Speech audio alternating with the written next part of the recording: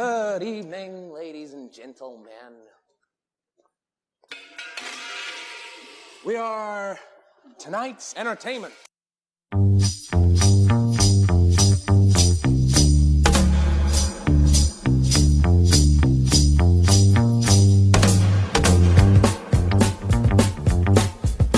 Good evening, everyone. This is episode 5 of what? Omar And Abdou. Dude, I think at this point it's becoming, No, it's becoming, I mean, you tell us. I don't care. I don't You care. don't care, I right? just love saying that.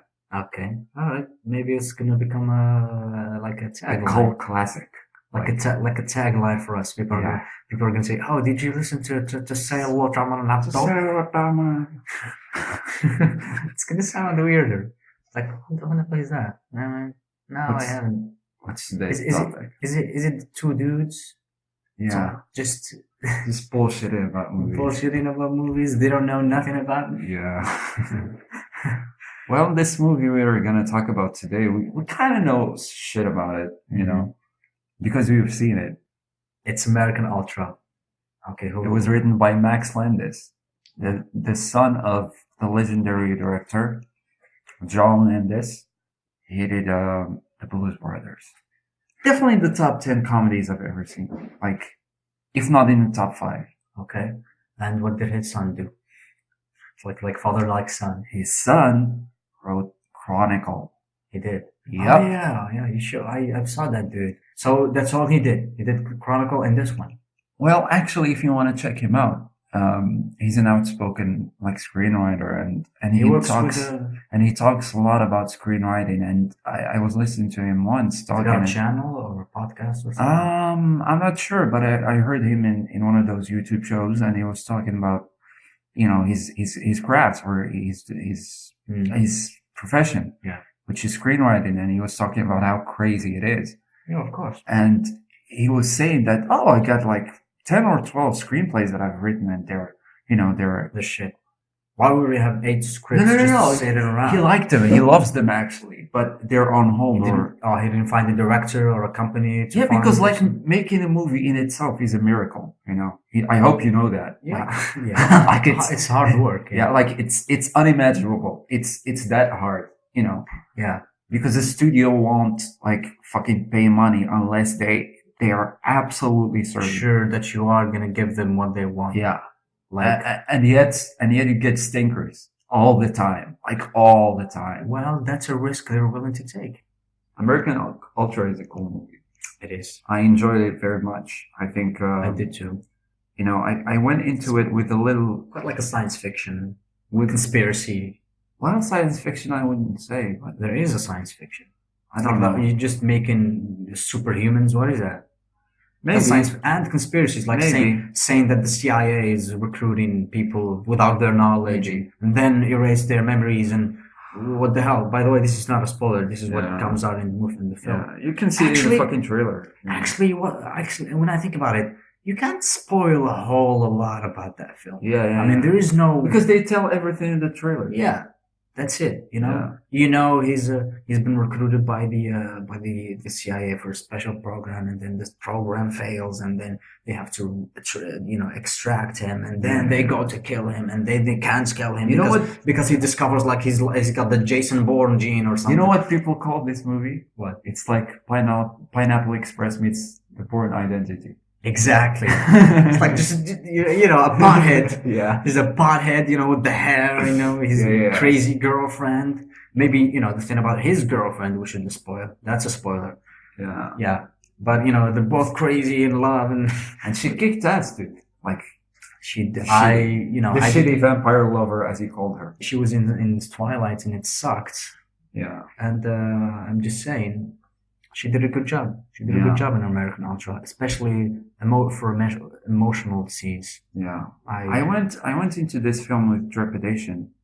People haven't like there have been some bad reviews about it, and why do you do that? Like, why do you go read the reviews before watching the movie? I don't know. No. You shouldn't do that, man. because it ruins it always ruins a movie for me. When I read a bad review, it's like that reviewer is telling me Sometimes it's not reading, actually reading the review. Sometimes it's just hearing people talking about it, not necessarily in the written form or in the more elaborate form, but just people saying, that movie didn't do that well. It was okay. You just hear those two sentences with beforehand, and you formulate it's like the an whole idea. story revolves around that. Yeah. It's like, I don't want to see a movie that I maybe I'm gonna get bored at half time of the film, and yeah, exactly. Because you're thinking I'm gonna waste my not waste. I'm gonna use my time and energy. But I wasn't disappointed. I actually liked it very much. I thought it had heart, which I think is very important in film. Yeah. You actually kind of sympathize with the guy, even though he's a stoner and he's a loser basically. But you think, wow, this guy is just trying to be good to the love of his life, and he thinks that he's at fault. Yeah. You think he's dragging her down? Yeah. And his dude, no, that's one of the things in the movie that, like, when they talk about that, being dragged down, and they use the metaphor, which I'm not gonna spoil because it's really beautifully written, but they use a metaphor, and then afterwards, towards the end, I know that they go back to it, and that's good. Like the writing, you can see how good the writing is. It is. I think It is. Even the lines are not cheesy. Even the lines, even when they're. I noticed something else. The sequence, like for example, when he has a fight. I'm gonna say a fight.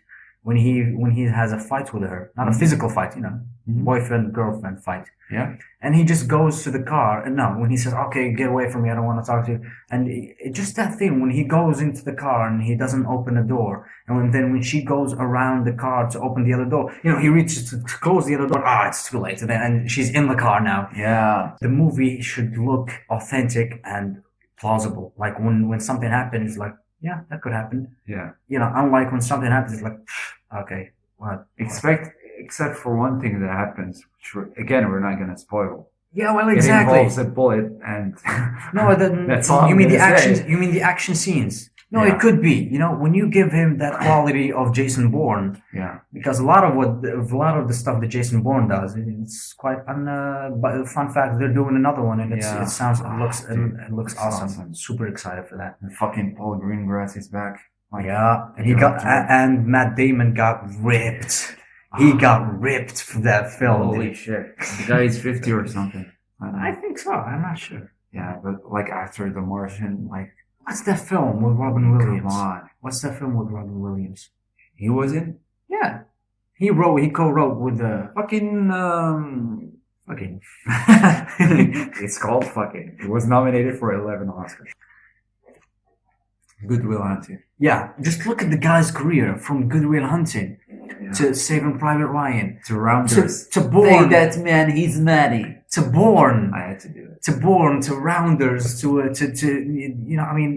The Martian. Yeah. I mean, he hadn't. Can you think of he's done it all. Can you think of a bad film he did?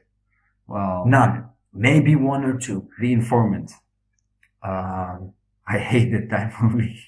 You mean his acting or the movie in general? I'm saying the. No, he's a class act. I mean, he's a great actor. He's one of the best in the world. I mean, come on. Yeah. Do you have any bad criticism about the film? Yeah, but I think we're not done with the good shit. That's good enough. I mean, that's good. It's good. Okay, it's a good movie. It's fun. Again, it's fun. Imagine a critic saying that. Yeah. What did you think? What did you think about the film? It was good. Hey, it's a good movie. Forget about it. Go watch it, okay? What the fuck? You reminded me of Donnie Brasco. Donnie Brasco. I need to see that. You need to see that. I need to. So fun. The action. It's a fun-filled. It's a fun film that you believe in the relationship, and Jesse Eisenberg kills it again. I'm always overcritical about films. I don't have like strong criticism about this one, other than one. So just finish. Yeah, I have some criticism about the actual film, the plot, or what? No, not the plot. The plot actually was really cool and really fun to Yeah. to explore, to watch, develop on the screen. I think I have two criticisms actually. If you want to, like, first, some of the scenes weren't quite Unbelievable. great. No, Unbelievable. they weren't like, they could have been better is what I'm saying. They weren't John Wick's good. Yeah, they weren't John Wick good. They weren't like fucking, Yeah. John Wick is perfect. Perfect analogy. They're making a second one, which I'm excited for that. So some of the action I didn't quite buy into. I didn't think it was a 10 out of 10 all the time, except for the bullet scene is amazing. Yeah, the bullet scene. Yeah, It's like the there's bullet only scene. one bullet scene. Yeah. Yeah. The second thing is, I think the dialogue was a little, and Luke was talking, but I think the dialogue was a little too cursy for my taste. Oh, you mean? Oh, you said that they used too much F words and shit. Yeah. Well, they use too much F words and shit. Well, I didn't pick up on that. Seriously, I didn't pick up on that. I did. It was like, I fucking love you and shit. Like, Well, maybe that's how his relationship. no, but it's like, hey, good fucking morning. Hey, good fucking morning, you too. Oh. Hey, how is the fucking weather? The weather is fucking Oh, beautiful. you're like, do you really necessary to say that? You mean? Yes. It's like some instances, and even within the CIA, it's like fucking fuck. Yeah. It was like, Yeah. it was something like that. There was actually a character called fucking fuck. No, he's kidding. One is written with a CK and the other is just a K. Anyway. But it's maybe it's just a subjective thing, but maybe people like you said you didn't notice it, but I did. I thought it was a little glitch in the dialogue, and sometimes movies, like, it's an interesting dialogue to have. And again, look who's talking, but it's an interesting dialogue about the use of the F word in film and how useful and how it impacts the dialogue and the screenplay overall. But Oh, I think I know what you mean. I think you mean that, with the F words and the cursing and vulgar, it's okay if the movie is vulgar. Like, for example, Scarface. Like, you see, It's necessary. even when they excess on using the word, Yeah. you're enjoying it. You're yeah. enjoying it. But when a movie with like American Ultra, where there's a story and there's love relationship, it's weird to hear like, I fucking love you. It's just not. You see. It's like The Wolf of Wall Street. Like, That's so acceptable to hear the word, the curse words and shit. Yeah. But I'm just gonna list every Scorsese movie. Fucking Goodfellas. If the Joe Pesci character doesn't say the F word, you're gonna feel something odd. yeah, you're gonna feel it's a little off, and it's a little like, because there's something missing. Yeah, because in the culture of those people, Yeah. you have to, the F word and the curse words are just like Yeah. just They're necessary. Yeah. My criticism is just how the way they portrayed the CIA, as if like they have really? because as if like they have like this alien program. They just work on people as if they're sheep, and there's a special phone under the desk, and the guy is using distorted voice. I mean, do you really think that's what could be in the CIA? Like, for example, the image they portray for the CIA in the Bourne movies. Yeah, that could be that the CIA takes people and turns them into killer assassins. But not, I mean, for American Ultra, it seems like, with the helicopters, with the tents, you feel like as if there was a biological contamination. And well, I found that funny, actually. I think it went along with the comedic, tone of the film. Yeah. And I found it funny that the CIA is just a bunch of fucking loser and lunatic who's in charge of that's another thing. That's man killers or whatever.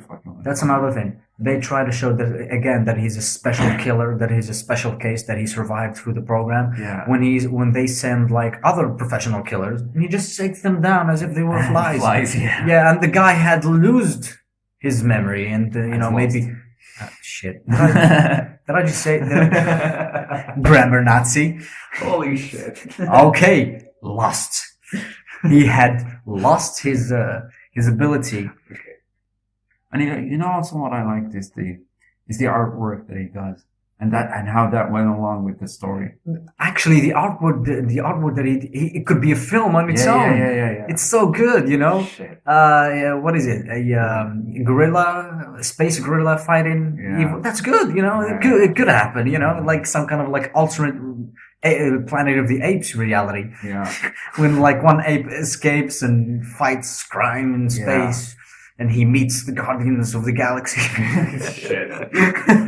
Go, just go and be the president of the Hollywood studio right now. Maybe we should write it, dude. Yeah, we should write it and send it to them. It's like, holy shit, this is good.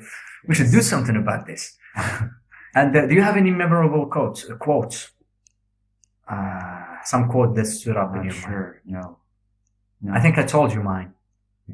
Yeah, I think when he was going back to his house, even though he knows there are going to be agents, you know, swarming in his house. Yeah, he says. And the girl, hold on. I'm not going to spoil it. And the this woman, is your moment. Yeah. And the woman who was with him is going to say, "Oh, you can't go back to the house." And he says, "You know what? I don't give a shit. If I'm going to die, if I'm gonna die stoned, alright? I just want to go back home and smoke weed." And what's funny is that she's like, yeah, he's right. You know? Yeah, if you're gonna die. You do have a point. Yeah, you're gonna die stoned. that, you know, I really laughed at that scene. Yeah. So like, it's a good film and thoroughly recommend it. American Ultra is an ultra movie. Yeah. It's a good movie. It's one of those movies that, you know, you'll always remember fondly. Like, yeah, that was a fun movie that I watched. Yeah, I'm trying to remember scenes and just form an opinion about the cinematography, and I think the cinematography lived up to the challenge. You know what? The fight scenes. I'm saying I'm not talking about the actual acting in the fight scenes. I'm saying about how they made the scenes, the fight scenes. I kind of disagree. They didn't do it for me, the action scenes, you know.